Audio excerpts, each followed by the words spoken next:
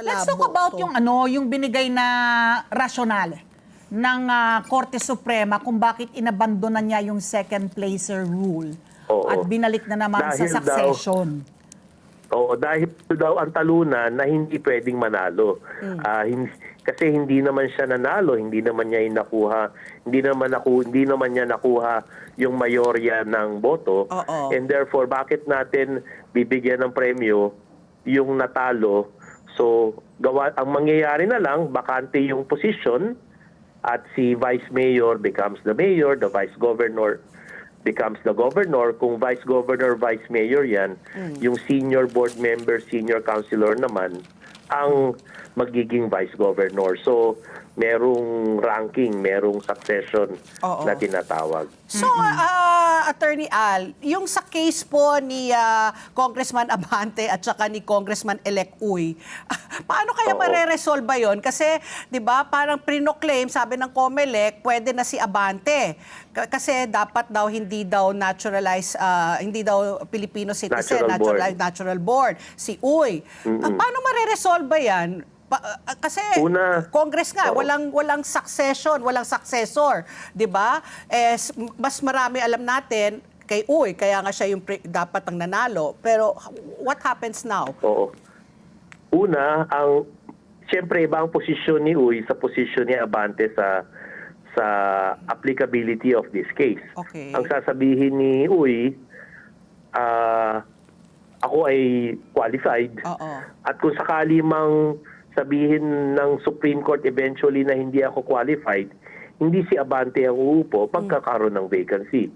Ang posisyon siyempre ni Abante ay the second placer rule applicable pa rin sa akin dahil ang desisyon kay Mangudadatu, itong bagong lumabas na desisyon, ay hindi naman patukoy sa local official, hindi patukoy sa kongresista, pero it only involves local position. So, abangan din natin kung ano mangyayari dyan. Ang nabasa ko lang sa dyaryo ngayon, kaka-file lang ni Uy ng kanyang motion for reconsideration sa naging kapasyahan ng ating COMELEC division. So kahit hindi pa rin final yon. So in the meantime, pagpasok po ng 20th Congress, sino munang uupo? Temporarily or wala? Kung walang kapasyahan ang ating NBank by June 30, at kung walang naging TRO galing sa Supreme Court on the decision of the COMELEC and Bank, palagay ko ang uupo si Uy. Kaya kailangan kung sakali mang may desisyon ang NBank in favor of Uy, then si Uy ang uupo. Kung magkaroon ng desisyon ang NBank in favor of Abante at walang TRO, then si Abante ang uupo. So, abangan natin ang susunod na kabanata, which may or may not come anytime soon. Kasi ito palang kaso ni mga Dadatu, kung saan naglabas ng desisyon nga ang Korte Suprema, abandoning itong second placer rule. Parang 5 araw lang uupo yung vice governor. Tama ba yun? Kasi May 2022, tapos itong ang nahalal na governor ng Sultan Kudarat, si Dato Pax Ali Mangudadatu, unseated siya because of the Supreme Court decision dated June 19. Pero sa June 30, parang 5 araw lang uupo itong vice governor na si Raden Sakaluran.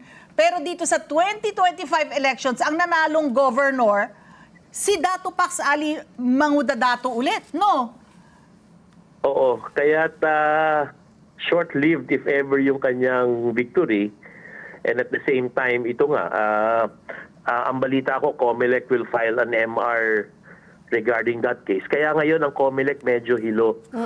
Anong gagawin nila sa mga pending cases nila na yung iba, nakapoised na sila to proclaim the second placer because of the previous doctrine, no? Kaya medyo hirap ang COMELEC ngayon kung will they follow the Mangudadatu case or they will not follow the Mangudadatu case, or they will wait until their MR is resolved. So medyo hirap ang sitwasyon ng COMELEC at this point.